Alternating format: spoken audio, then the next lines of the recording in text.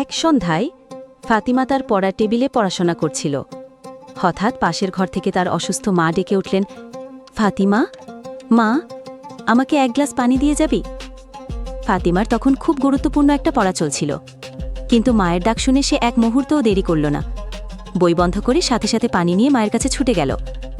মুখে এক চিলতে হাসি নিয়ে সে তার মায়ের মাথায় হাত বুলিয়ে দিয়ে বলল, এই নাও আম্মু।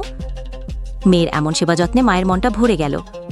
তিনি দুহাত তুলে দোয়া করলেন, আল্লাহ তোমাকে ভালো রাখুক মা, তোমার সকল আশা পূরণ করুক। দূর থেকে ফাতিমা যখন নিজের ঘরে ফিরে যাচ্ছিল, তখন বাবা তাকে কাছে ডাকলেন। তার মাথায় হাত রেখে বললেন, জানিস মা, তুই এখন শুধু তোর মাকে পানি দিসনি, তুই নিজের জান্নাতের পথে এক ধাপ এগিয়ে গেলি। তিনি আরও বললেন, আমাদের প্রিয় নবী হজরত মোহাম্মদ বলেছেন, মায়ের পায়ের নিচেই সন্তানের বেহেশত। বাবার কথা শুনে ফাতিমার অন্তরটা প্রশান্তিতে ভরে গেল। সে বুঝল, এই বৃদ্ধ মা বাবাই তার জন্য আল্লাহর শ্রেষ্ঠ নিয়ামত এবং তাদের সেবাই তার নাজাতের উসিলা।